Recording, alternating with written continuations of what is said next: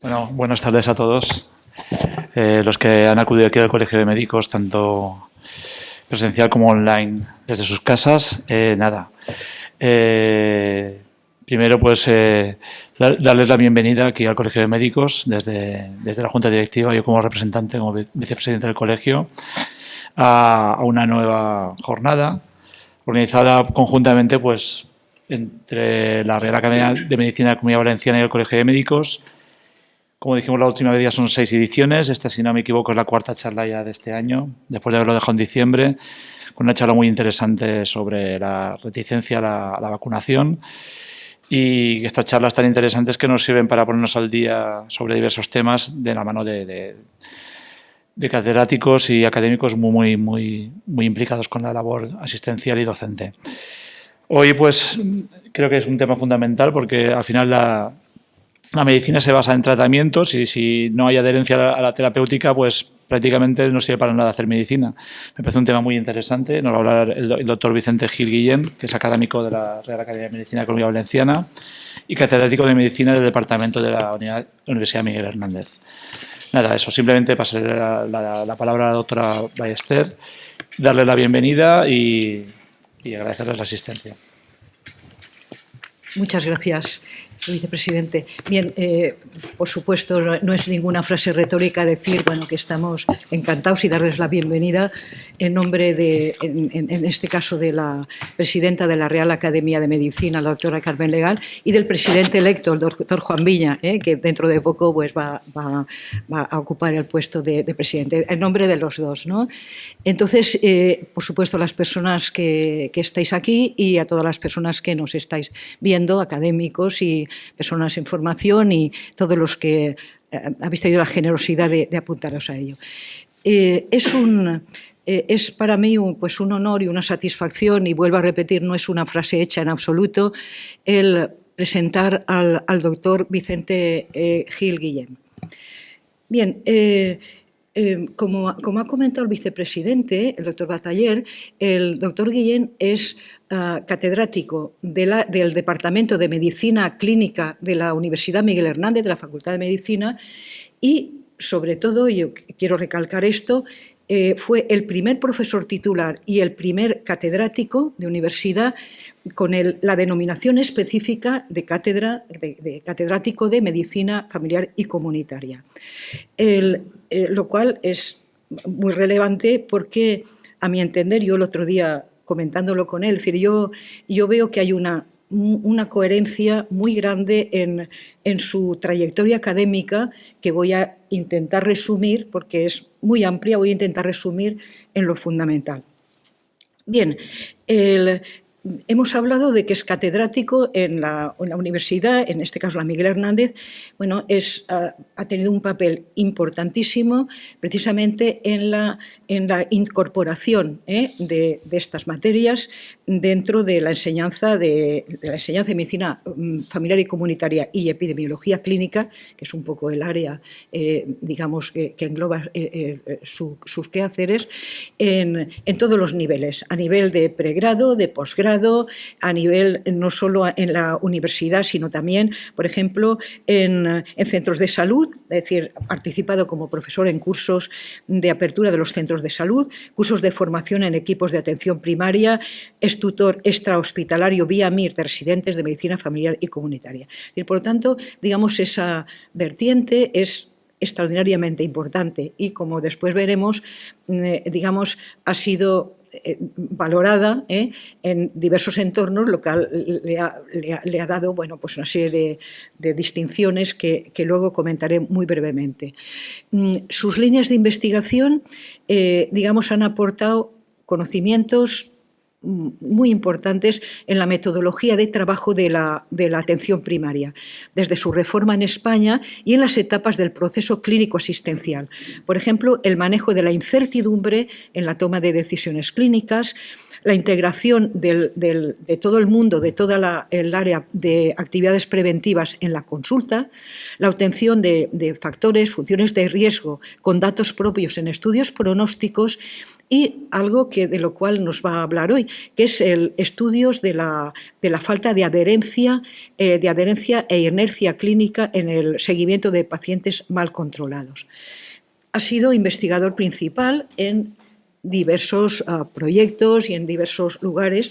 Desde el año 2022 es investigador principal del Grupo de Alicante de la Red de Investigación en Cronicidad, Atención Primaria y Prevención y Promoción de la Salud, director del Centro de Investigación en Atención Primaria de la Universidad Miguel Hernández y desde el año 2003 director de la Cátedra de Atención Primaria UMH Fundación Lilly, ¿no? Bien, desde el punto de vista, he comentado las líneas de investigación. En cuanto a la producción científica, realmente es muy grande, es decir, realmente digamos, bueno, tiene más de 600 trabajos científicos en diversas modalidades y sobre todo una cosa que quería destacar y es lo que cuando a los estudiantes de medicina les explicábamos documentación médica y estas cosas, les hablábamos del índice Hirsch, del índice H, ¿no? Que bueno, pues que tiene su importancia, aunque hay que valorarlo en lo que vale. Bueno, tiene un índice H en bases de datos tan importantes como Scopus o como la Web of Science, pues muy alto, ¿no? Y eso, bueno, es muy valorable. Ha sido coordinador del programa de doctorado, secretario del Departamento, como digo, de Medicina Clínica de la UMH, coordinador docente del Hospital General Universitario de Elda. Bueno, también, digamos, ha formado parte de la Comisión Mixta de la Universidad y de la Consellería de Sanidad, digamos, a efectos de esta serie de temas, ¿no? Etcétera, ¿no?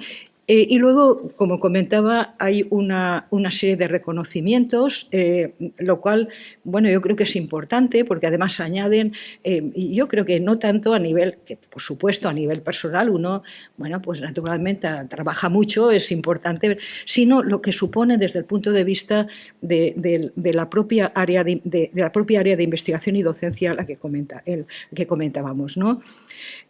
Voy a citar unos cuantos. Por ejemplo, el premio Alberto Sols, que se lo dan en el 2014, en su modalidad la mejor labor investigadora, se lo dan ex aequo, por su trayectoria profesional en el ámbito de la creación y transmisión de conocimientos, de divulgación científica, dirección y creación de equipos de trabajo, ¿no?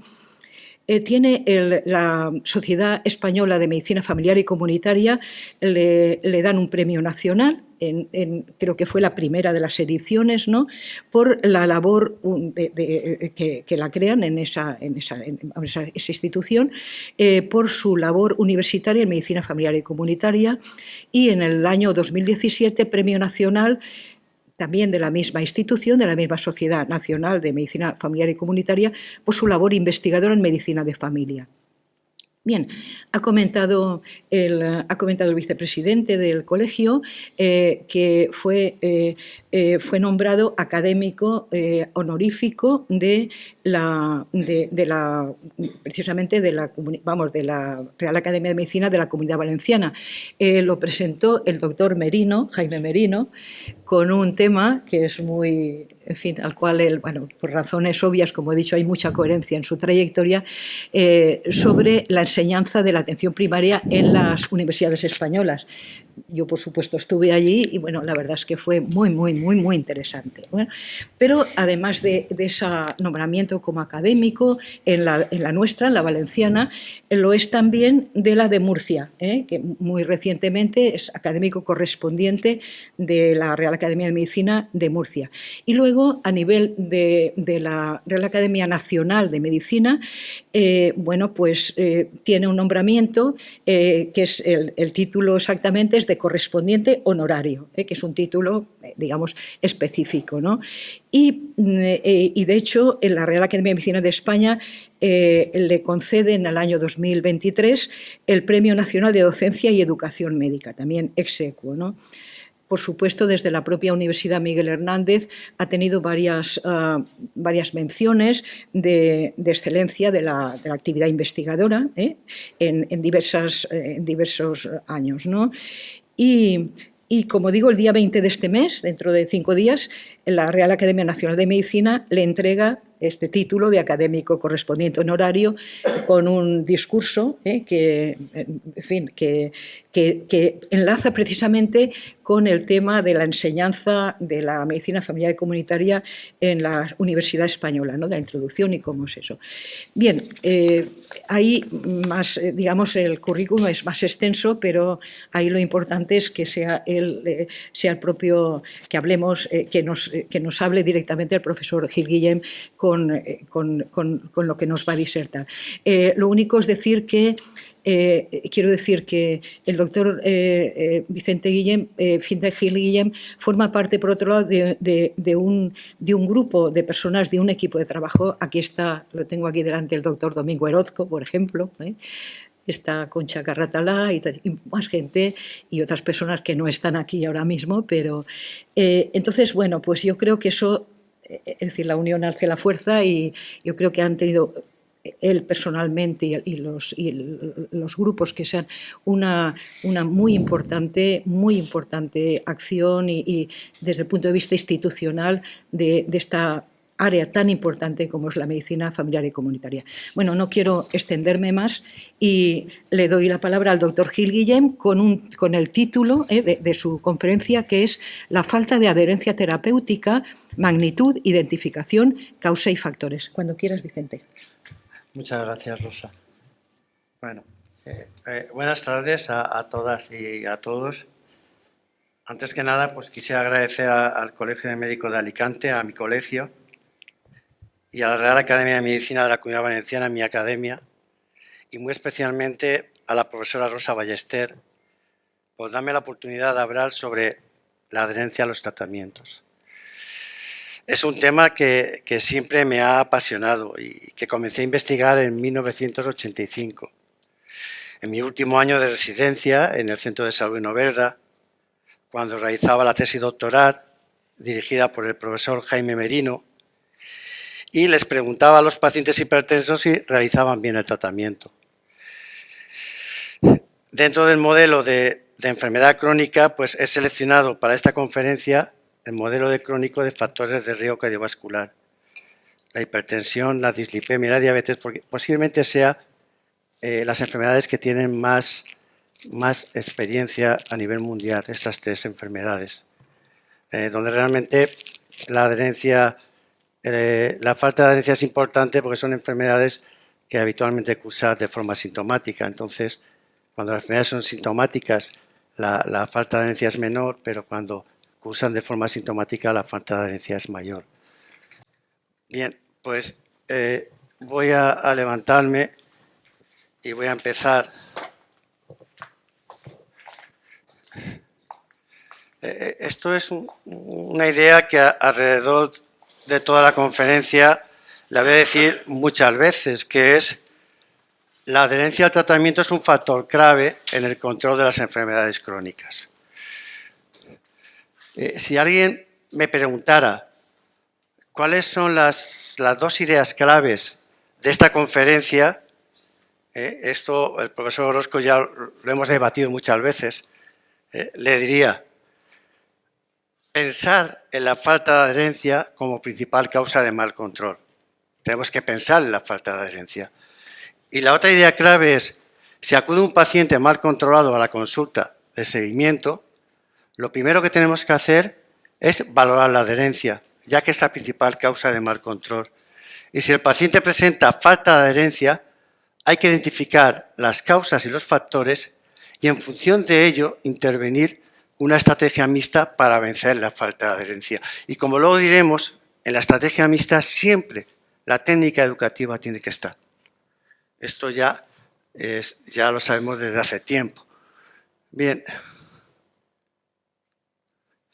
¿Cómo estructuro esta conferencia? Pues a lo largo de desarrollar 5 cuestiones claves y algo que discutimos mucho de hace tiempo, o sea, integrar en la práctica clínica un protocolo de intervención. Luego, estas son más o menos la estructura de esta conferencia. Las cuestiones claves, ¿cuáles son? Pues la importancia del control, la importancia de la adherencia, la identificación de la falta de adherencia en la práctica clínica. Una vez identificado cómo se estudia esa falta de adherencia, nosotros le llamamos la estrategia individualizada.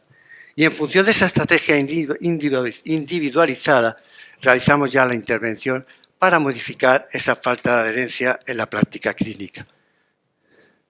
Bien, vamos a hablar de la importancia del control de los factores de riesgo cardiovascular.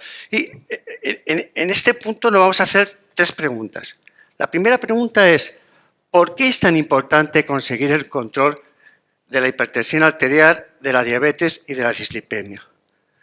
La segunda pregunta es, ¿cuál es la situación de control de los factores de riesgo cardiovasculares que sabemos de los estudios epidemiológicos actualmente en España? Traeré una situación del año 2022. Y la tercera pregunta es, ¿cuáles son las causas de mal control? Bien, vamos a responder a la primera pregunta. Este estudio es muy importante para la práctica clínica. Este estudio se publicó en la revista JAMA en el año 2010 y con una conclusión importante que dijo, en Canadá hay una reducción de la mortalidad coronaria del 35%. ¿Y cuál es la causa más importante de esa reducción de la mortalidad coronaria? Pues aquí lo ven ustedes. El control de los factores de riesgo, que aportó un 48%. Y la segunda causa, que aportó un 43%, el tratamiento del episodio agudo. Luego, sí o sí, tenemos que controlar los factores de riesgo, no solamente para reducir la mortalidad coronaria, sino la mortalidad por ictus, la mortalidad por situación cardíaca, para reducir la mortalidad por enfermedad cardiovascular. He traído, está aquí el coordinador del grupo Paz Cardiovascular, el profesor Domingo Orozco, y esta es la situación de control de los factores de riesgo cardiovasculares en España, de la hipertensión arterial, de la dislipemia y de la diabetes mellitus. Miren ustedes, la prevalencia de hipertensión arterial es un 48%. De este 48% está diagnosticado el 60%. De este están tratados el 80% y está controlado el 30%. En dislipemia, prevalencia 50%, diagnosticado 50%, tratados un 42% y controlados un 50%. Y la diabetes mellitus, prevalencia un 13%, diagnosticados la mitad, de esa mitad tratados casi el 80% y controlados el 60%. Es decir, que el porcentaje de hipertensos tratados, dislipémicos y diabéticos tratados y controlados, obviamente es mejorable. La pregunta es, ¿por qué nos cuesta tanto controlar los factores de riesgo cardiovascular? ¿Por qué nos cuesta tanto controlar en la práctica clínica? Miren ustedes, hemos mejorado y hemos mejorado mucho, pero aún tenemos que seguir mejorando. ¿Y cuáles son las causas de esa falta de control? Pues lo vamos a ver aquí, en la siguiente diapositiva. Pero antes de decir las causas, Julian Tudor-Hart, que es un médico inglés, en el Royal College de Londres, en el año 81, discutía las razones de falta de control a los afectados de 4 enfermedades sobre las que la medicina actual tiene una línea de actuación muy definida. ¿Por qué no controlamos más estas enfermedades? La hipertensión arterial, la dislipemia, la diabetes y la otra era la EPOC. Bien, ¿cuáles son las causas? Pues las 2 causas, ya nos decía la escuela de McMaster en Canadá, la falta de adherencia. Es decir, la principal causa es la falta de adherencia. Y la segunda es una causa que se habló por primera vez en el año 2001, la definió Phillips como inercia clínica o inercia terapéutica. ¿Qué es la inercia terapéutica? A mí no me gusta cómo lo definió. Nosotros lo hemos definido de otra forma. La inercia clínica él lo definió como fallos en los médicos en la iniciación o intensificación del tratamiento cuando éste está indicado. Nosotros lo definimos como una actitud conservadora de los médicos que ante cifras de mal control, suelen ser cifras límites, no intensificamos el tratamiento. Bien, pero este no es nuestro tema. Nuestro tema es el que está aquí. Paciente. Los pacientes no tomar la medicación, ojo, ni las medidas higiénico-dietéticas como se ha indicado. Las medidas higiénico-dietéticas, la falta de adherencia es mayor, luego lo verán. Bien. Bueno, pues vamos a desarrollar la segunda cuestión clave. Si la primera cuestión clave era el control, que tenemos que mejorar el control, la segunda cuestión clave es la importancia de la adherencia. Y para desarrollar este punto, yo lo divido en 4 partes. Es decir, primero vamos a dar el concepto de adherencia que indica la Organización Mundial de la Salud, la OMS. Después, a mí esto me encanta, voy a decir unas frases que nos indican la importancia y la relevancia de la adherencia al tratamiento. Y verán ustedes la gran importancia que tiene este tema. La gran importancia, ya lo verán. Y el tercer tema, la magnitud. ¿Cuál es la magnitud de la falta de adherencia hoy en la práctica clínica? Y el último tema, las consecuencias de esa falta de adherencia. Yo creo que con estos 4 puntos cubrimos muy bien el desarrollo de la importancia de la adherencia al tratamiento. Bien, vamos a definirlo. La Organización Mundial de la Salud definió el concepto de adherencia como el grado en que la conducta de un paciente en relación con la toma de medicación, el seguimiento de una dieta o la modificación de hábitos de vida se corresponde con las recomendaciones acordadas con el profesional sanitario. Esta es la definición que más se acepta hoy en la práctica clínica y en el mundo. Bien, estas frases a mí, desde que me dio clase 2 catedráticos que admiro, que están aquí escuchándome, el profesor Sánchez del Campo y la profesora Rosa Ferrer, me impregnaron y precisamente fue las frases que me animaron a seguir con esta línea de investigación cuando hice la tesis doctoral con otro catedrático que respeto mucho y admiro, que es el profesor Jaime Merino. Bien, Hipócrates, en el siglo IV a.C., ya observaba que el médico debe saber que los pacientes a menudo mienten cuando sostienen que están tomando la medicación. Luego verán como después de 40 años damos la razón al padre de la medicina, a la escuela de Coso, a Hipócrates. Bien, Platón en las leyes estableció: el médico no da sus medicinas hasta que ha persuadido al paciente. El médico persigue la completa restauración de la salud persuadiendo al paciente para que cumpla con la terapia. Fíjense ustedes, ya en esa época la adherencia era un tema nuclear. Bien, más. Blackworth.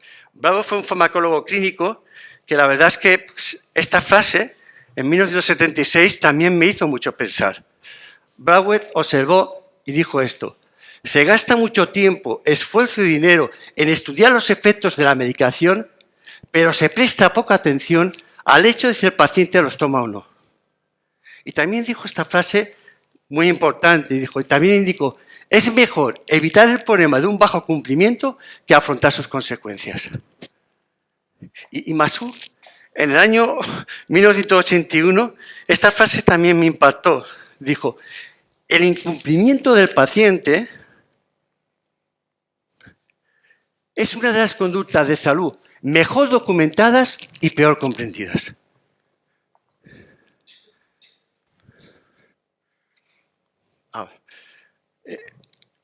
Para entender la relevancia de la adherencia, les he traído 2 citas.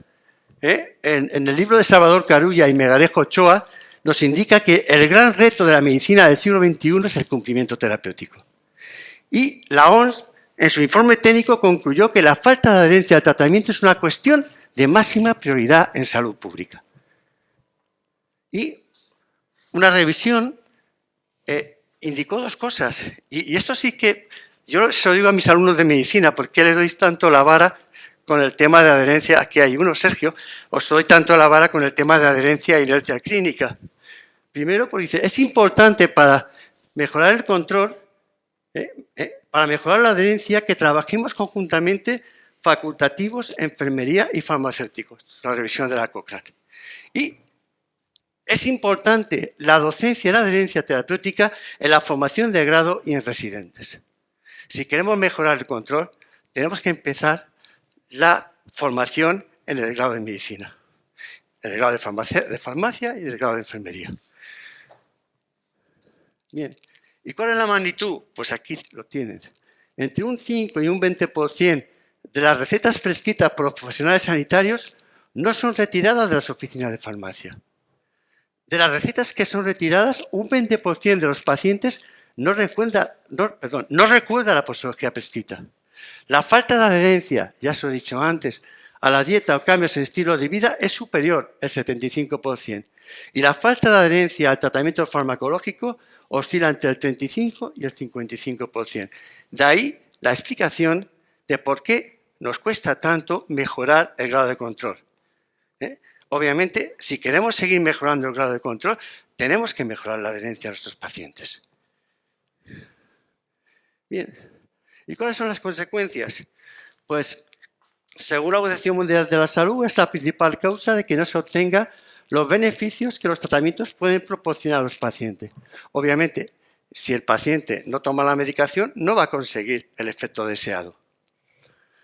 Está en el origen de complicaciones médicas y psicosociales de la enfermedad, empeora la calidad de vida de los pacientes y en la patología infecciosa aumenta la probabilidad de aparición de resistencia a los fármacos y desperdicia recursos asistenciales. Esto es lo que nos dice la Organización Mundial de la Salud. Yo he traído dos trabajos, uno en pacientes diabéticos, donde se ve la fuerte asociación que hay entre la falta de adherencia y la mortalidad. Y otro en donde pacientes pluripatológicos, donde se ve la gran asociación que hay entre la falta de adherencia y el mayor porcentaje de ingreso hospitalario. Se lo voy a enseñar. Aquí está el de diabéticos. Esta línea de aquí son los pacientes peores cumplidores y estos de aquí son los mejores cumplidores. Pues fíjense ustedes, el paciente peor cumplidor tiene un riesgo 12,65 veces más de morir que el paciente mejor cumplidor. ¿Qué les parece? Bien. Y esta es la relación de ingreso hospitalario. Esto está hecho por recuento de comprimidos. Estos son los mejores, un recuento entre 80 y 100. Y estos son los peores, entre 1 y 19. Pues los peores tienen mayor tasa de hospitalización. Bien, hemos hablado del control, hemos hablado de la adherencia, valorando sus consecuencias, la magnitud, diciendo frases que a mí desde luego me han impactado a lo largo de mi vida y hemos definido el concepto de adherencia. Ahora vamos a uno de los puntos más importantes y más controvertido que tenemos hoy en la práctica clínica. ¿Cómo la identificamos? Hay dos tipos de métodos.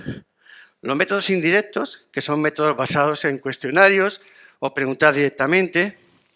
Estos son los que más se utilizan en la práctica clínica y el problema que tienen estos métodos son los problemas de validez.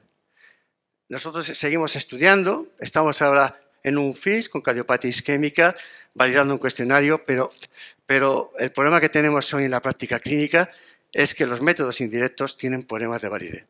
El problema más importante es, utilizando el Génesis ACE, que ahora les diré lo que es, si te dice que el paciente tiene dificultad, te está diciendo la verdad, pero si te dice que no tiene dificultad, la sensibilidad es del 50%, es decir, la mitad. Bueno, ese es el problema. ¿Y cuál es el mejor método? Pues luego verán que el mejor método es volver a Hipócrates. Luego lo verán. Bien, antes de seguir con los métodos, pues quería dejar claro, antes de saber qué métodos son, el papel tan importante que tiene el saber preguntar al paciente. Porque si yo le digo a alguien, ¿verdad que te has tomado la medicación? Y me dirá, claro que sí. Pero si yo digo, con cierta asunción social, Mira, la mayoría de los pacientes tienen dificultad en tomar las pastillas. Tú no estás en cifras de objetivo. ¿Me dices si te toman la medicación? Sí, la forma de preguntar es diferente, ¿sí o no? Pues bien, ¿qué es preguntar con cierta asunción social? Esto lo aprendimos de la escuela canadiense de Haynes y Sacker. Pues cuando le preguntan al médico sobre su adherencia, el paciente tiene que ver que su médico va a entender la dificultad de realizar bien el tratamiento. Eso es preguntar con cierta asunción social. Y, obviamente, lo que he dicho antes, en la forma de preguntar está la veracidad de la respuesta al paciente. Con lo cual, volvemos otra vez, empezamos, llevamos 40 años y volvemos a Hipócrates, cuando nos decía llevar cuidado. Cuando le preguntéis al paciente si cumple, pues ahí que está. Es así, ¿no? Bien, pues vamos a meternos ya con los métodos. Los métodos indirectos son los más empleados, se basan en la entrevista, en cuestionarios dentro de la entrevista clínica o preguntar directamente. Son fáciles de utilizar en la práctica clínica, pero tienen problemas de validez. Hay 4. A nosotros los que más nos gusta es el test de Heine. De hecho, en las recomendaciones del PAR los recomendamos el test de Heine junto con la persistencia del tratamiento y el recuento de comprimido.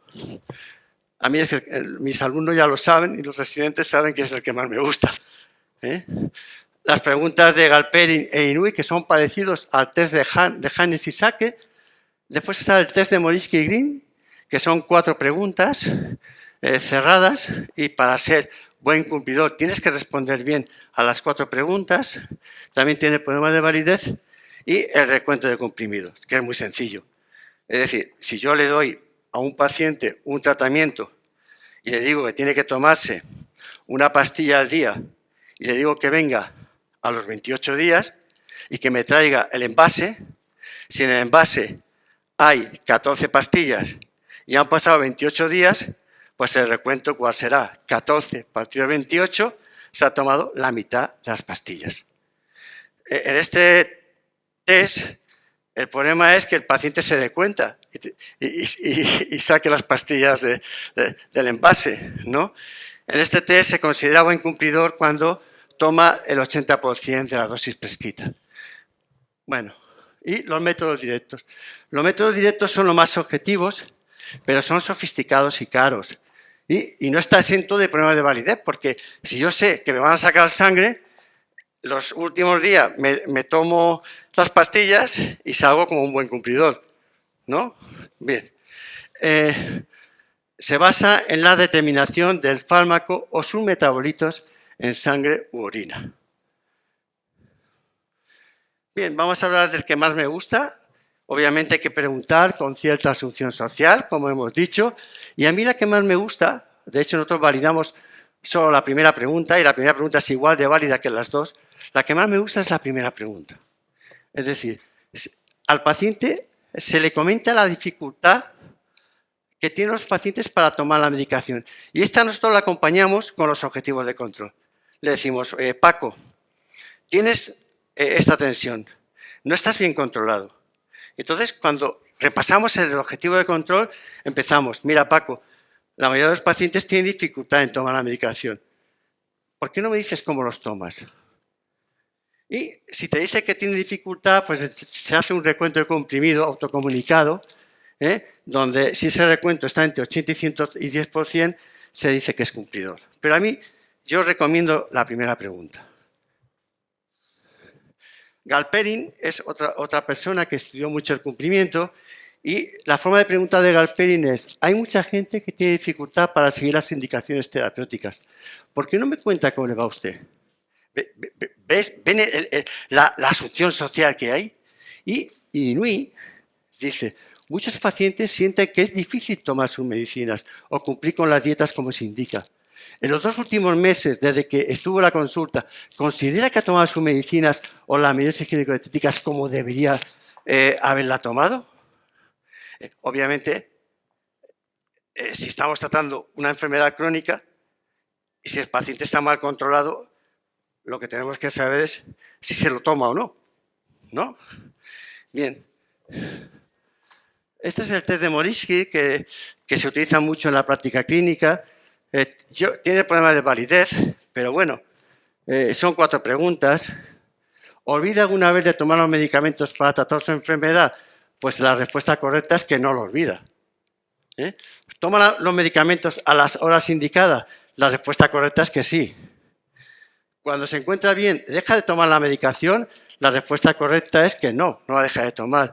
Y si alguna vez le sienta mal, ¿deja usted de tomarla? La respuesta correcta es que no la deja de tomar. Entonces, se considera buen cumplidor cuando el paciente responde las 4 preguntas de forma correcta. Y el recuento de comprimidos, que es el número de comprimidos tomado partido por el número de comprimidos prescritos multiplicado por 100. Si yo prescribo un comprimido al día durante 28 días y me viene a los 28 días y el paciente en el envase hay 14, pues calculo el recuento de comprimido. Entonces, aquí está la interpretación. Esta es de la escuela de Hannes y Sacker, que se considera normo cumplidor si toma entre 80 y 110 de los pacientes. Hipocumplidor si toma por debajo del 80% e hipercumplidor si toma por encima del 110%. Las sociedades científicas, después de hacer estudios, vemos que una forma de mejorar la validez de los métodos es combinando métodos. Y aquí tenemos el de la Sociedad de Hipertensión, que empezamos con el Hannes y Sacker, y a los pacientes que son incumplidores lo consideramos verdadero incumplidor, y a los pacientes que nos dicen que son buenos cumplidores por el tema de la sensibilidad del 50%, porque en la mitad no es así, pues lo contrastamos con el grado de control. Entonces, si el paciente te dice buen cumplidor y no está controlado, entonces hacemos un recuento de comprimidos. Es decir, lo que hacemos es combinar métodos. Bueno, esto es el método que se utiliza en investigación clínica, el más utilizado. Aquí en el tapón tiene un microchip y cada vez que se abre, cuenta, te dice el día y la hora en que se abre y teóricamente lo has tomado. Lo que pasa es que esto no está exento de problemas. Yo me acuerdo un ensayo clínico de un paciente que me vino a la consulta y me dijo, profesor Gil, ya me lo he tomado todo. Entonces, cuando vino el registro, resulta que lo había abierto una vez justo 5 minutos antes de entrar a la consulta. ¿No? Lo había retirado todos, ¿no? Bien, ¿y cómo se interpreta esto? Pues aquí lo tiene, aquí el día y la hora. Por ejemplo, en abril de 2024 hubo 1, 2, 3 y 4 días que no se lo tomó y hubo 1, 2, 3 y 4 días que se tomó 2 pastillas. Gracias a esto, nosotros hemos descubierto formas de incumplir. Por ejemplo, el cumplimiento de bata blanca es cuando el paciente se lo toma 2 o 3 días antes de acudir a la consulta. Y vacaciones farmacológicas es cuando el paciente deja de tomar durante un periodo, que suele ser el fin de semana. Y hay más patrones de formas de incumplir. Bien, el mejor método indirecto, en el cual se disminuye el problema de validez, tenemos que volver a Hipócrates. El mejor método es preguntar al paciente con cierta asunción social, repasando con el paciente los objetivos a conseguir. Obviamente, si el paciente tiene 180, 110 y el grado de control está por debajo de 140, 90, dice, Paco, que estás a 40 del control, ¿sí o no? Y siempre hay que decir al paciente los objetivos a conseguir. Sí. Entonces, bueno, preguntamos potenciando los 4 factores que influyen en la relación médico-paciente. Es decir, una consulta de forma empática, recordad que la empatía es ponerse en lugar del paciente para entender su problema. Es lo que en medicina de familia es el método clínico centrado en el paciente. La motivación es ponerse en lugar del paciente para ayudarle a cambiar. La comunicación eficaz, tanto la verbal y no verbal, y la toma de decisiones compartida. Pues potenciando esta característica de la relación médico-paciente y preguntando con cierta asunción social y repasando con el paciente los objetivos a conseguir, pues los problemas de validez disminuyen un montón. Bien. Bueno, ya hemos visto 3 partes, hemos repasado la importancia del grado de control, hemos repasado la importancia del concepto de adherencia, hemos repasado la importancia de, en el paciente mal controlado, identificar la falta de adherencia con métodos indirectos y ahora tenemos al paciente que tiene falta de adherencia, entonces, ¿qué hacemos con él? Entonces, lo que hacemos con él es lo que llamamos la estrategia individualizada. Es decir, de forma individual preguntamos al paciente cuáles son las causas y cuáles son los factores predictores. Porque esto es muy importante a la hora después de establecer una estrategia para modificar la falta de adherencia. Bien, vamos a las causas. Esto de Haynes, del año 79, que Haynes dijo, la regla de los tercios en la medicación clínica, fíjese, un tercio lo toma regularmente la medicación, un tercio algunas veces y un tercio casi nunca. Y cuando vamos a las causas, hay causas que son voluntarias, que el paciente incumple de forma voluntaria, y causas que el paciente es involuntario, que lo hace sin saber.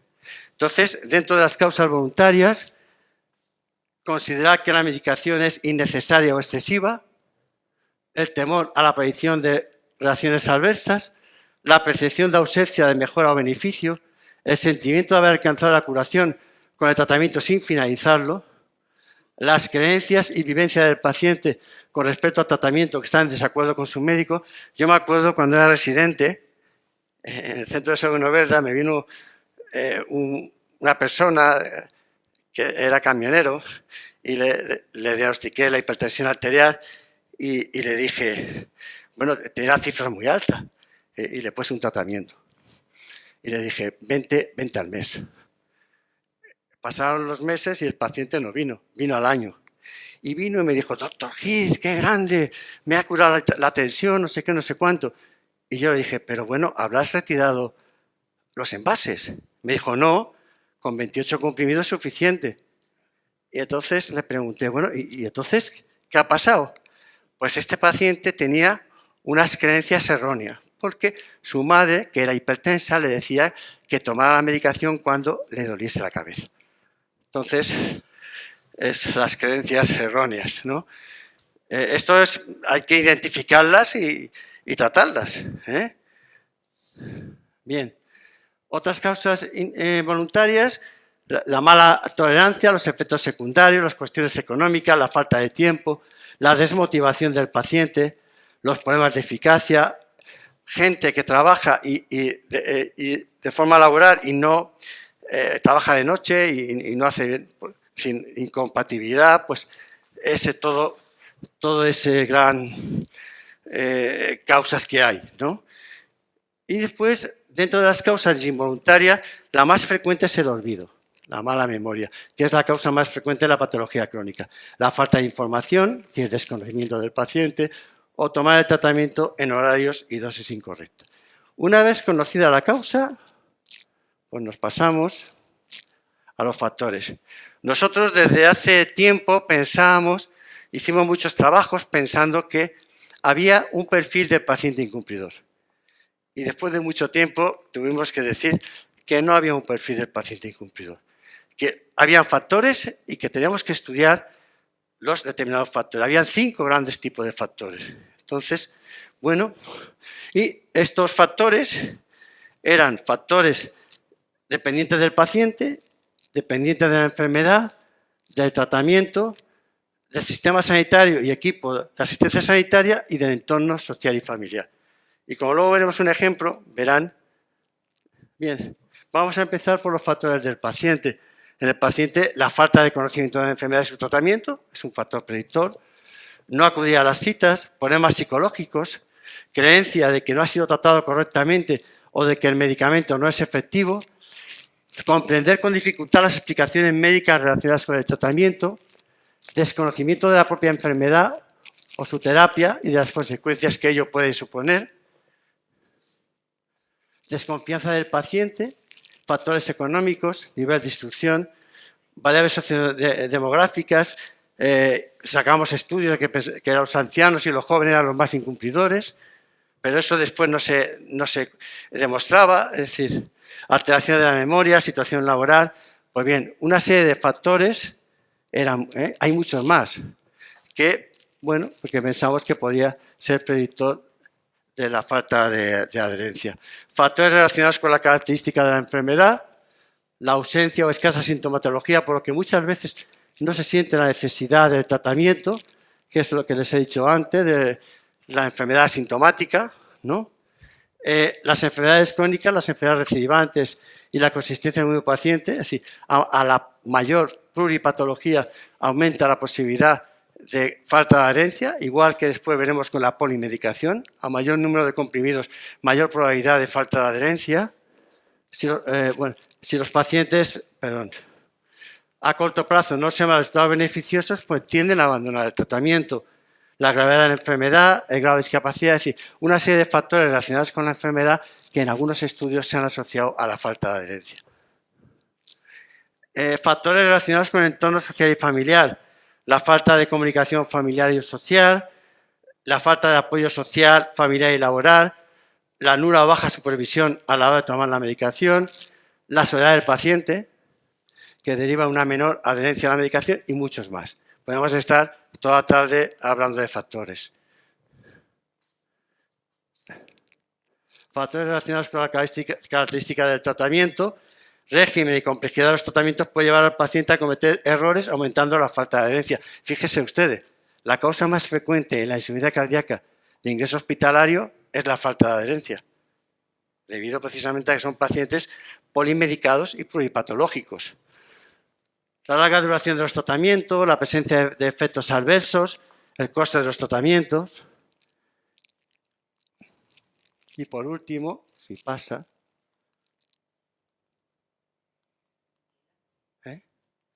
no pasa. Me pongo ahí y la paso. Bien, en los últimos, ya hemos dicho que son 5 factores. De la persona, de la enfermedad, del tratamiento, del entorno sociofamiliar y del sistema sanitario. Una falta adecuada de relación entre paciente y médico, seguimiento inadecuado, bajo tiempo disponible para el paciente, problemas de accesibilidad al sistema sanitario, pues aumentan la probabilidad de la falta de adherencia. Bien, pues ya hemos terminado el penúltimo punto, es decir, una vez identificado el paciente hay que hacer un estudio y hay que ver cuáles son las causas y los factores por los cuales el paciente incumple y ahora vamos al último, cómo intervenimos. La intervención en la falta de adherencia es establecer estrategias mixtas según causas y factores. Y esto, todas las escuelas dicen lo mismo. En la estrategia mixta siempre tiene que estar la técnica educativa. Hay que reforzar y explicar al paciente por qué se tiene que tomar la medicación. Esto es muy importante. Bueno, la estrategia mixta consiste en técnicas educativas más otras intervenciones conductuales, apoyo sociofamiliar, laboral, mejoras organizativas, actuaciones sanitarias, etc.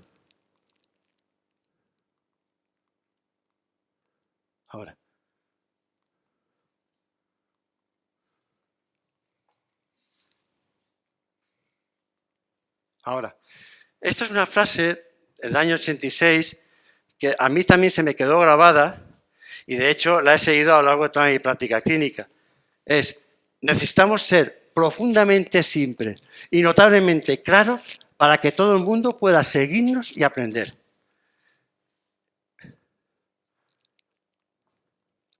Y estas son las evidencias, 4 grandes evidencias de cara a la intervención. La mejor estrategia es la combinación de diferentes estrategias, la mejor estrategia individual es la simplificación del tratamiento, las técnicas encaminadas a mejorar el cumplimiento terapéutico persigue una mayor implicación del paciente en la decisión terapéutica y el conocimiento del paciente, que esto es muy importante, sobre su enfermedad y la terapéutica es una condición necesaria, pero ojo, no suficiente para mejorar su cumplimiento a largo plazo. Es necesaria, pero no es suficiente. Hay que hacer algo más. Técnicas educativas, técnicas de apoyo. Esto es un resumen de las... He hecho un resumen de las 4, hay muchas más. Las intervenciones educativas, los pacientes que conocen mejor su enfermedad son más cumplidores. Las conductuales, modificar los comportamientos que favorecen el incumplimiento con recordatorios. Yo siempre recomiendo dar la información por escrito y recomiendo, sobre todo en las personas mayores donde suele haber olvido, es asociar la toma de un fármaco con algo que haga todos los días. desayunar, cenar. Bien, organizativas actuaciones sanitarias, mejoras como facilitar la accesibilidad a los centros, disminuir los tiempos de espera, continuidad de asistencia, reforzar la relación médico-paciente, mejorar habilidades en la entrevista clínica y después apoyo y supervisión, recordatorios, apoyo social. Bueno, esto ya lo hemos comentado, ya estamos terminando. Bueno, y esto es algo que dentro de las técnicas educativas que es básica, es decir, ofrecer información oral, positiva, básica y clara, facilitar la información por escrito, ajustar el modo de informar según las características del paciente, concienciar al paciente del problema y de la importancia del tratamiento y mantener la acción en el tiempo. Bueno, ¿qué es lo que hemos hecho? Hemos hecho abordar las cuestiones claves, las 5 cuestiones claves, que era la importancia del grado de control, la importancia de la adherencia. Si el paciente está mal controlado, hay que preguntar por la adherencia con métodos indirectos. Si el paciente tiene una falta de adherencia, preguntar por las causas y factores y, por último, las estrategias. Y ahora, como el segundo punto clave es establecer una estrategia para vencer la falta de adherencia, pues aquí esta es la estrategia que recomendamos desde la Universidad Miguel Hernández, pues después de muchos estudios. Entonces, el protocolo de actuación es paciente que acuda a consulta. Entonces, se tiene que valorar el grado de control. Eso lo decimos, es decir, tenemos que saber cuál es el grado de control que indican las guías. Porque si no lo sabemos, no sabemos si está bien o mal controlado. Una vez hacemos esa valoración, si el paciente está mal controlado, ¿qué hacemos? Valorar la adherencia al tratamiento. Utilizamos métodos indirectos. Si con métodos indirectos el paciente identificamos que tiene falta de adherencias, ¿qué hacemos? Estudiar las causas y factores en ese paciente. Y en función de esas causas y factores, establecemos estrategias mixtas según ese estudio, donde la técnica educativa, es decir, siempre hay que reforzar por qué se tiene que tomar la medicación y cómo se la tiene que tomar. Y por último, en las visitas de seguimiento valoramos si el paciente es adherente y si se controla en el seguimiento. Y para terminar con un ejemplo, un paciente hipertenso, que son los más difíciles de controlar, como han visto antes, pues paciente hipertenso que viene con una cifra de 160 a 100. El objetivo de control es por debajo de 140-90.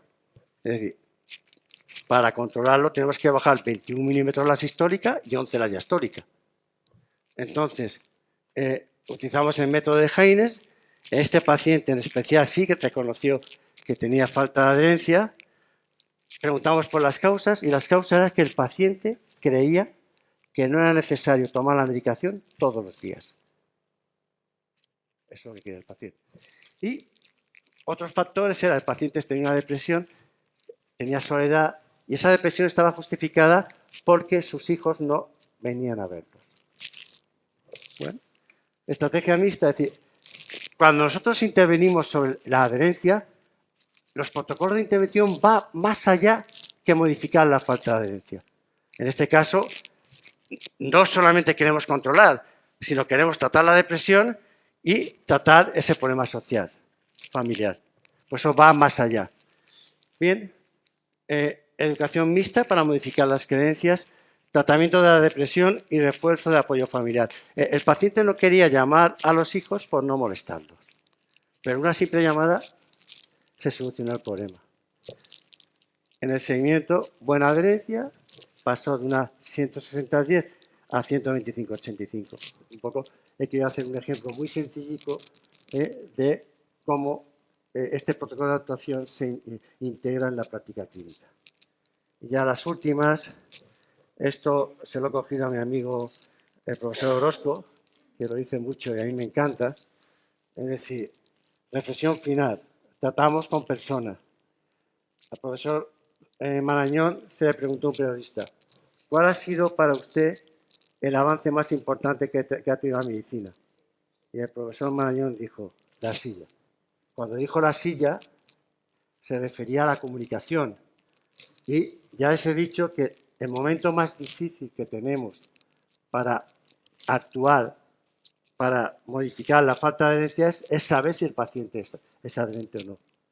Tenemos problemas de validez. Entonces, esos problemas de validez se minimiza con la forma de preguntar y con una buena comunicación. Pues nada, yo he intentado expresar pues lo poco que sabemos en esta conferencia. No sé, Rosa, si habré cumplido o no. Bueno, muchísimas gracias por la excelente presentación y bueno, como antigua profesora tuya, te doy la máxima calificación. Pero bueno, ahora se trata de bueno, pues de discutir, de comentar, etcétera, las personas que están aquí presentes por un lado y naturalmente en el chat que tenemos en Gana. Entonces, bueno, abrimos un turno de palabras, ¿te parece, José Luis? Sí, con las personas que están aquí. ¿Quiere intervenir? ¿Alguien quiere intervenir ahora mismo? El doctor Sánchez del Campo. Gracias. Yo ante todo quería felicitar al profesor Vicente Gil por su magnífica charla. Él ha dicho que hay que ser simples y claros, e indudablemente lo ha conseguido. Es la mejor forma de enseñar. Y hacerle una pregunta.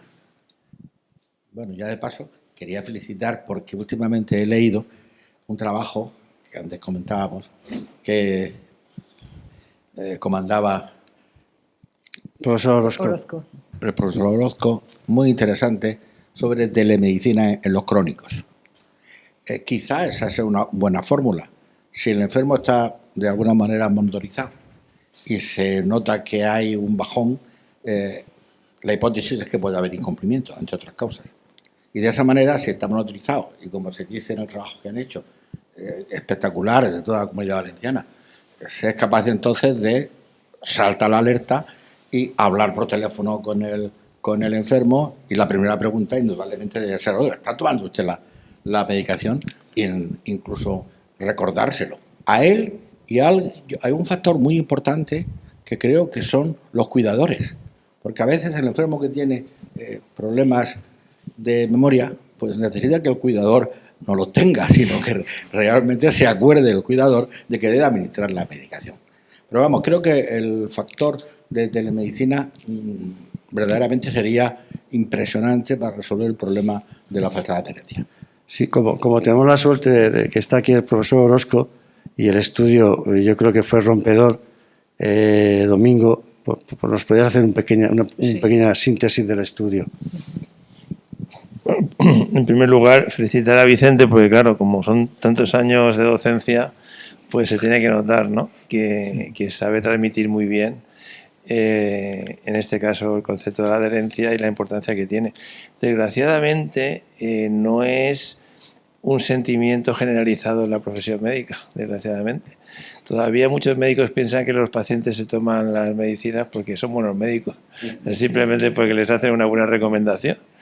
Y claro, no tienen en cuenta, como ha dicho Vicente, que el paciente es un decisor activo, o sea, que toma sus propias decisiones. Porque claro, nada tiene que ver el hospital, donde el paciente no tiene nada que decir, digamos, y el médico aplica las medicinas en el gotero, en fin, etcétera, no sé, con cuando el paciente está en su domicilio y toma las medicaciones que ha comentado Vicente, que son medicaciones crónicas, y como ha dicho él, que no dan síntomas, porque los avances en la medicina, un gran avance en la medicina es cuando empezamos a tratar patologías que no dan síntomas de forma preventiva, y eso ha supuesto un cambio en el pronóstico de las enfermedades muy grandes, porque hemos reducido la enfermedad cardiovascular de una forma muy llamativa gracias precisamente a esos tratamientos, ¿no?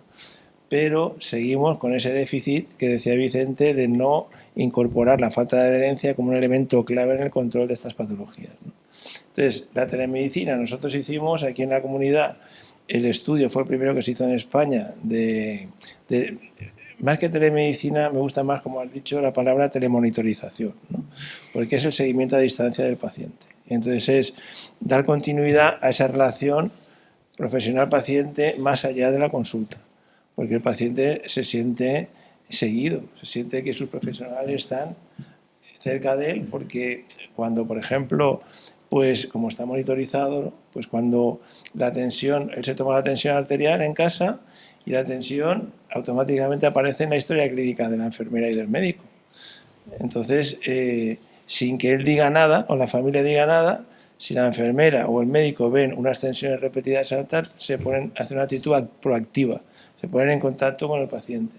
Y el paciente no había pensado ir al médico.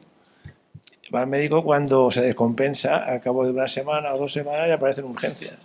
Pero de esta manera los profesionales sanitarios identifican ese mal control y actúan precozmente, preventivamente, antes de que se produzca una descompensación o una complicación. Entonces, yo estoy de acuerdo que la telemonitorización... De hecho, hay patologías como la insuficiencia cardíaca, donde se han publicado ya numerosos estudios, sobre todo metaanálisis y ensayos clínicos, que hoy en día la telemonitorización de insuficiencia cardíaca forma parte de la buena práctica profesional.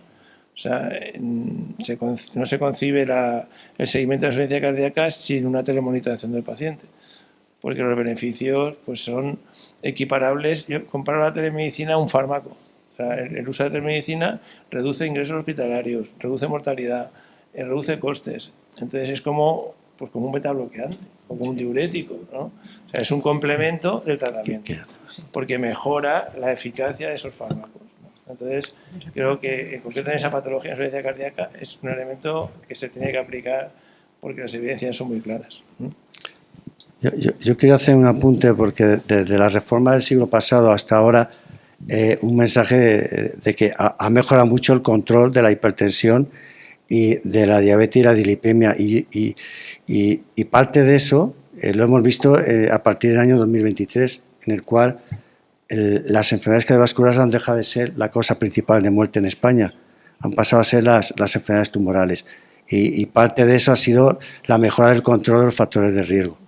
Así que lo mismo no se me ha entendido bien, pero bueno, una cosa es hacer una interpretación de un estudio epidemiológico, pero en líneas generales ha habido una mejora en el diagnóstico, en el tratamiento y en el control de esos factores de riesgo cardiovasculares. Y yo creo que también en la adherencia a los tratamientos, porque nosotros cuando empezamos a estudiar la adherencia era muy bajita y ahora ha mejorado la adherencia a las medidas higiénico-dietéticas y la adherencia a tratamientos farmacológicos. Quería dejar esa reflexión.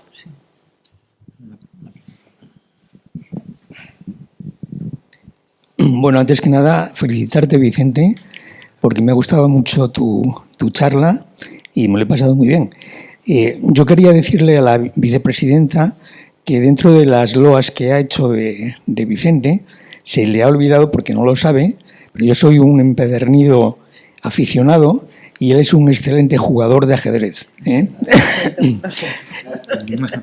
Y aparte de eso, por mi historia de infectólogo, quería insistir en el tema de la adherencia en enfermedades infecciosas crónicas como la tuberculosis o como el VIH, que no solamente producen resistencia, sino que eso nos transmiten esas resistencias un poco a los demás. Y luego yo creo que hay un aspecto muy importante en el tema de la adherencia, que lo has comentado, aunque yo creo que un poco de pasada, y es el número de pastillas y los intervalos. Yo creo que el médico debe procurar dar las medicinas en el momento en que pasas y cuando habéis tenido alguna gripe o alguna cosa, ¿lo habéis comprobado? En cuanto pasas de 2 a 3 veces al día, ya empieza a bajar automáticamente la adherencia.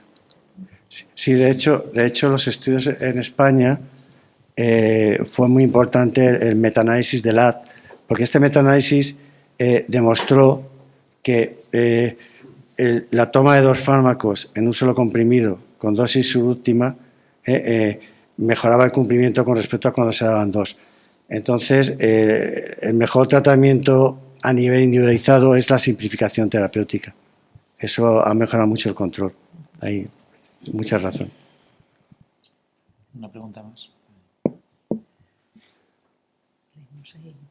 Sí, ¿no? Es que veo fatal. Sí, aquí desde el domicilio, Carmen Leal Cercós. Es la presidenta de la Academia. Le da la enhorabuena al profesor Gil por el tema tan clave en la asistencia sanitaria y en el nombre de la Real Academia Comunidad Valenciana de Medicina de la que es académico honorífico, le da las gracias. Como ya sabe, a partir de mañana deja la presidencia, pero no deja la relación con los académicos que quiere seguir manteniendo. Y se despide de todos nosotros con un abrazo. Sí.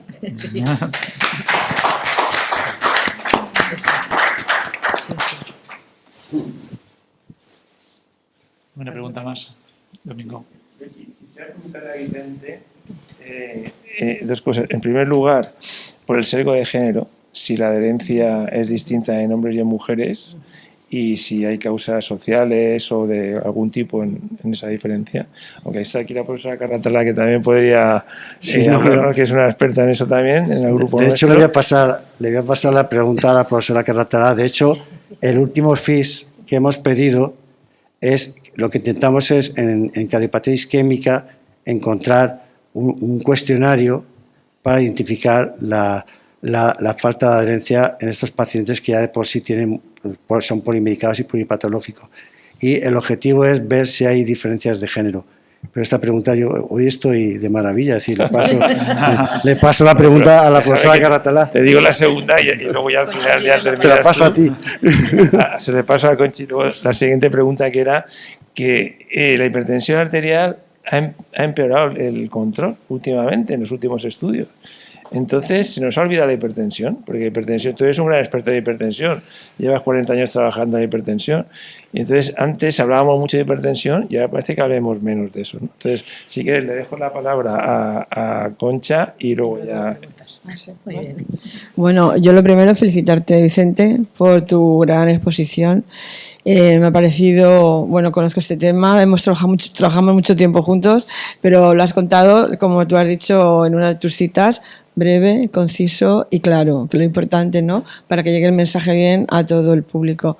Bueno, dicho esto, pues sí, en nuestra gran línea de investigación de tantos años, Vicente nos ha metido el gusanillo de seguir investigando y claro, hemos visto que también la falta de adherencia no se comporta igual en hombres y mujeres. Es algo curioso, pero es verdad.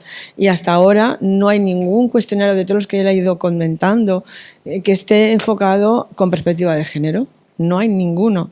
O sea, se mide por igual a hombres y mujeres, aún sabiendo que hay causas que diferencian. Dentro de los factores de la falta de adherencia, hay unas causas específicas. Por ejemplo, las mujeres muchas veces se les olvida más porque son las cuidadoras principales de toda la familia. Y a veces eso influye en que dejan a lo mejor de lado su propio tratamiento para estar de cuidadoras. Eso por una parte. Luego también las creencias. Las mujeres tienen creencias diferentes a los hombres. Y eso lo hemos visto por estudios. Como he dicho ahora, tenemos una beca FIS que ya acabamos de terminar y vamos a empezar otra, en la cual lo que hemos tenido en cuenta es la perspectiva de género. Es decir, qué causas hacen que las mujeres no se tomen la medicación en relación a los hombres.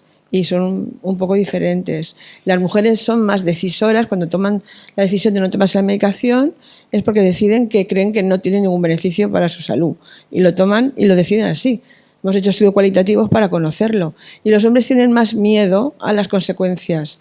Y entonces, en el fondo es miedo en los hombres, y las mujeres es que ven que han hecho, ellos mismas dicen que no tienen ningún beneficio y deciden, ¿para qué me voy a tomar una pastilla si me noto igual? Lo que dice Domingo, y decimos todos, los síntomas son muy importantes. Con muchas patologías no dan síntomas, pues deciden no tomárselo. Y esto es una cuestión importante. Y con eso hemos hecho un nuevo cuestionario que en este momento estamos en él. No queda ser un cuestionario, pero va a ser una herramienta predictiva, que es como ha quedado, una herramienta predictiva para diferenciar entre hombres y mujeres a la hora de ver las causas de por qué no se toman la medicación. Y eso es la nueva línea que estamos ahora trabajando y que hemos pedido otra beca FIS que tenemos para seguir en esa línea. Y la diferencia que hay también en nuestros trabajos entre los pacientes de hospital y los pacientes de atención primaria. Es muy diferente la forma de tomar la medicación y todo el concepto que conlleva el aspecto social y tal, ¿no? O sea, el paciente cuando está en el hospital se siente de alguna manera observado por todo el personal sanitario y que está ahí dentro le dan la medicación, pero cuando sale y va a su vida diaria es otra forma de ver la vida, y tomarse la medicación es algo totalmente, como decimos todos, son decisores ellos. Ellos salen por la puerta y empiezan a decidir lo que se toman y lo que no se toman. Y si son mujeres, también. O sea que la perspectiva de género la hemos incorporado. Es algo nuevo en la línea.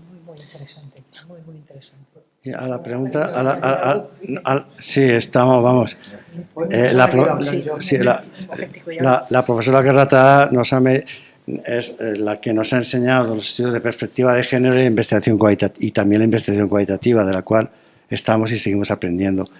Y con respecto a la hipertensión, yo creo que es un tema de diseño y variabilidad. Yo creo que el grado de control no ha disminuido, simplemente permanece, pero es un problema de diseño y variabilidad, creo. También es verdad que con respecto a las diferencias con la diabetes y con la dilipemia, el paciente hipertenso es asintomático, pero yo creo que el porcentaje de control no ha bajado. Que si hacemos un límite de confianza, la tendencia es a ir aumentando progresivamente. No sé si te he respondido, Domingo. La doctora Oliveras tiene la palabra. Sí. Yo no sé si el profesor Orozco es amigo o enemigo, pero bueno.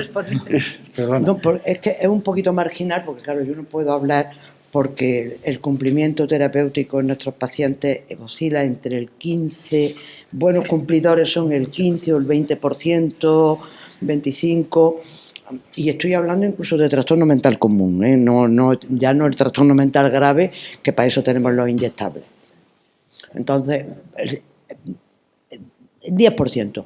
Pero sí que quería decir una cosa, precisamente porque la profesora Leal, su discurso de ingreso en la Real Academia fue hablando de la psiquiatría con perspectivas de género.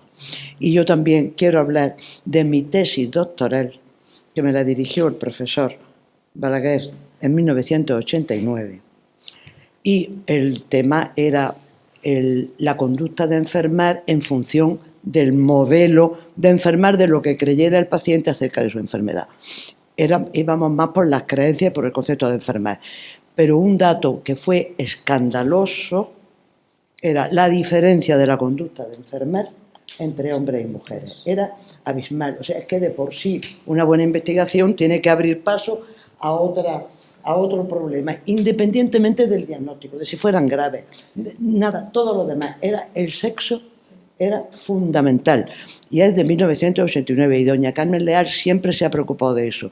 En psiquiatría, por supuesto, no es nada comparable, pero sí que tenemos muchísimos datos, y de hecho se empezó lo de la psiquiatría de género pues en el año, doña Carmen desde siempre, y en el año ya 2004 ya empezamos a hablar de la psiquiatría, las diferencias de género en psiquiatría, que son abismales y profundas, y cada vez se están viendo más complicaciones y más factores. Y aparte de eso, me ha encantado tu conferencia, y yo diría por obligado que se le explicara a todos y que se insistiera más, y que incluso en la residencia, porque los psiquiatras, siendo una de las peores dificultades que tenemos y mayores problemas que tenemos, pues en el fondo lo unimos todo al modelo de enfermar, al INSEE, a la conciencia, y en el fondo no se diferencian tanto, y habría que tratarlos pues como se trata a los hipertensos,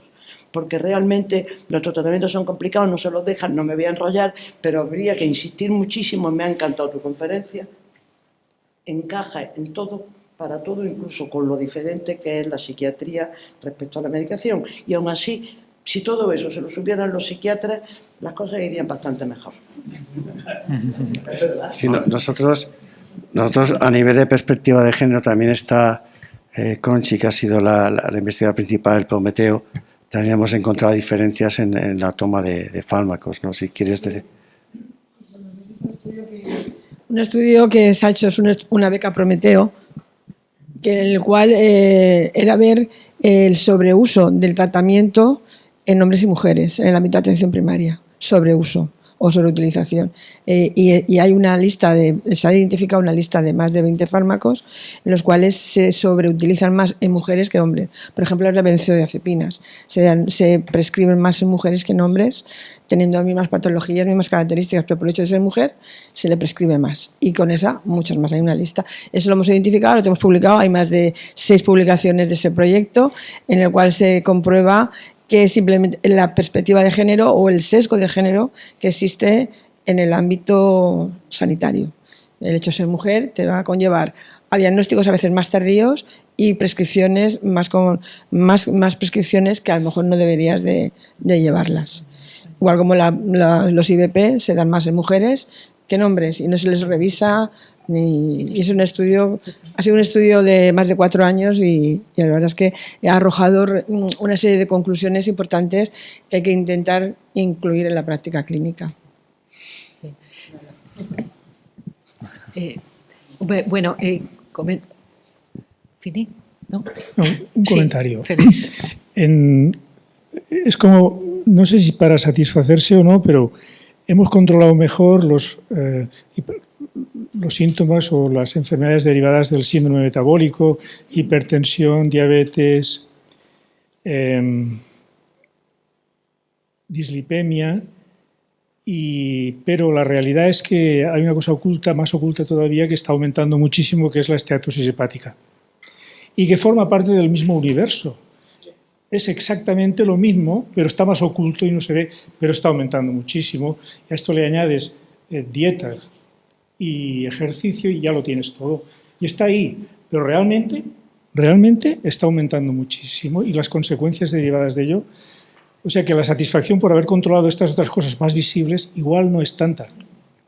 No, nosotros, y está el coordinador del grupo Paz a nivel de Senfield, el profesor Orozco, hemos sido conscientes de lo que estás comentando y la esteatosis hepática ya se ha introducido en el programa cardiovascular.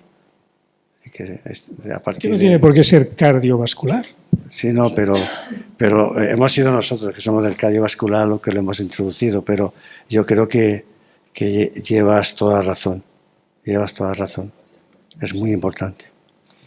Por otro lado, otro aspecto diferente a este, y es que, claro, estamos hablando estas consideraciones en un modelo sanitario en el que vivimos, que tiene 2 características para mí que no son iguales en todo el mundo.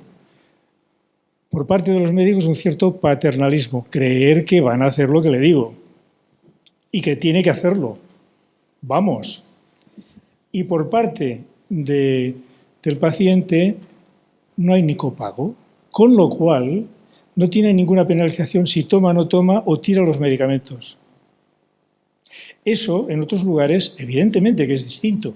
No digo ni que peor ni mejor, pero que no es aplicable el mismo comportamiento y las mismas deducciones en todos los sistemas sanitarios o culturas del mundo. Por ejemplo, igual nos parecemos un poco a Canadá, pero casualmente, pero incluso hay países europeos en los que, a los que no nos parecemos. Ya no voy a decir Estados Unidos porque como se chupa mucha literatura allí, a veces se cree que lo que dicen allí aplica aquí. En este terreno creo que no aplica para nada. A colación de lo que estás comentando, España es uno de los países que más investiga sobre la adherencia al tratamiento. De hecho, cuando se hacen revisiones son estudios españoles. Y con respecto al médico, una de las primeras cosas que hicimos a la hora de validar la opinión del médico de cara a si se identificaba o no la falta de adherencia, nos llevamos una gran sorpresa, porque cuando validamos la opinión del médico, aceptaban más lanzando una moneda al aire que lo que decían. Pero vamos, llevas razón, es decir, esto se tiene que adaptar a las características de cada país, obviamente. Gracias. De hecho, mi pregunta iba por ahí. Digamos, si habían estudios de análisis comparados, digamos, por ejemplo, en distintos países europeos, ¿no?, sobre el tema de adherencia al tratamiento, porque ahí vamos enlazando con lo que estabais comentando y lo que comentaba María Augusta, la doctora Oliveras, ¿no? Es decir, el tema de la visión de la enfermedad a distintas, digamos, culturas. Si eso... Claro, hay diferencias importantes, de ahí que a la hora de comparar no podamos identificar factores o causas, es decir, que cada país tiene un mundo diferente. Y lo que sí es cierto que los grupos de investigación donde más se está estudiando la adherencia es España. En los otros países la investigación es menor. Pero vamos, las comparaciones son difíciles. Son difíciles, claro. Bueno, yo quería hacerle la enhorabuena, por supuesto, por la charla. Me parece interesante quería saber qué opinión tenía sobre el papel de la conciencia de riesgo de la enfermedad, ¿no? O sea, y qué medidas se pueden adoptar, porque da la sensación de que si el paciente no tiene miedo, no hace caso.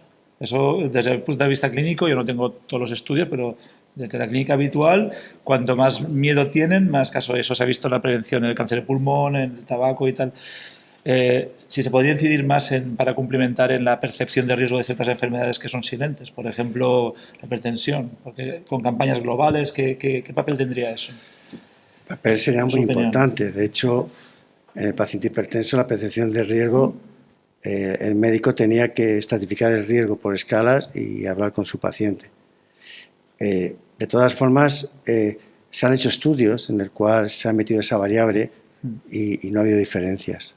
Entonces, el problema de los estudios es que hay limitaciones metodológicas y muy pocas veces se hacen estudios de cohorte en el cual se hacen seguimientos largos, ¿no?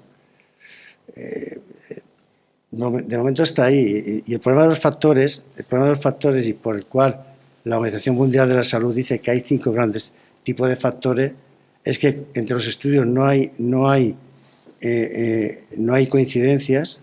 Lo que para uno es un factor, para otro no.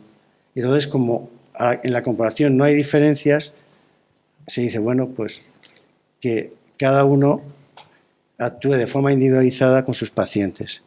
Pero es difícil. En este momento es difícil responder a la pregunta que tú me has hecho. De hecho, en el estudio de hipertensión del profesor Emilio Márquez, que ha hecho estudios con percepción de riesgo y riesgo alto, pues no ha encontrado diferencias. Es curioso que me da la sensación de que eso, que, por ejemplo, las campañas a nivel de cáncer de pulmón, parece que la campaña de visualización de la enfermedad es su estadio, no cuando estás enfermo, sino la prevención y la relación entre el tabaco y el cáncer de pulmón, parece que haya influido en la disminución. Sí, ha habido un aumento de la adherencia al cribado en el cáncer de colon. A ese nivel sí. Es decir, las campañas aumentan la concienciación y las personas se hacen más el hemocult, más el test de sangre ocultaneces. Eso sí que ha habido un aumento. Y es muy importante hacer esas campañas. En mamografías, en cáncer de colon y en cáncer de cervix. Es muy importante. Eso sí que ha habido aumento. A lo mejor no te he escuchado bien la pregunta. Sí, porque te he respondido a nivel de hipertensión, pero a nivel de cribados, de prevención de tumores, esto sí que aumenta y mucho. Exacto. Muchas gracias.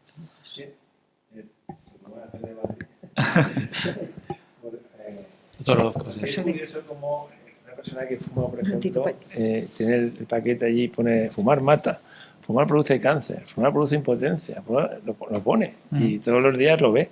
Entonces la información es un elemento más, pero no es el único.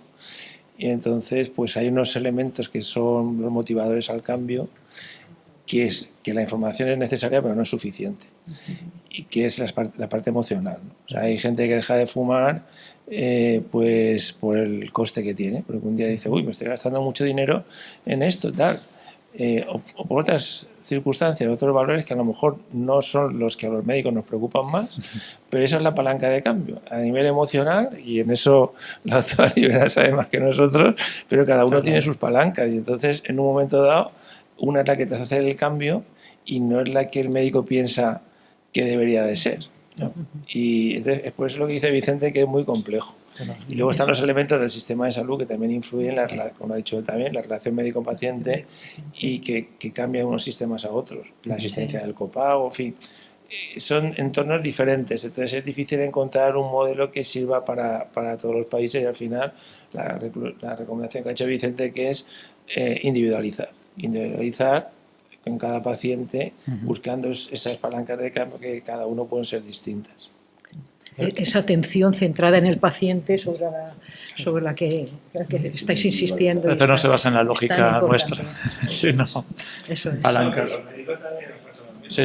Sí. También de la parte emocional. Totalmente. Con los que fuman, sí. Con los que fuman, o sea que no solo es lo racional, es lo emocional.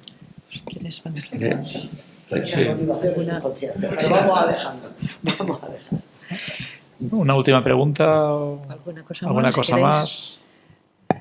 Bueno, pues en ese caso agradecer muchísimo la excelente presentación y vuelvo a repetir, me estoy repitiendo muchísimo, no es una frase retórica, ha sido excelente la forma, el contenido y por supuesto la participación de todas las personas que han intervenido y no sé, que ha sido una cosa muy dinámica.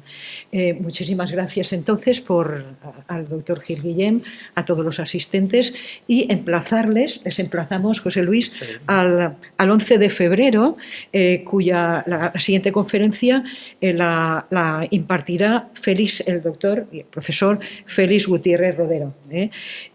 Y el título es Cáncer en personas con VIH, confluencia de dos pandemias. Y bueno, les emplazamos en ese momento. Muchísimas gracias a todos por su atención de parte de la Academia. Sí, naturalmente, y de parte del colegio, por palabra. supuesto que esto es muy provechoso para todos. Muchas gracias. Muchas gracias. Y nada, gracias por venir. Y el último aplauso.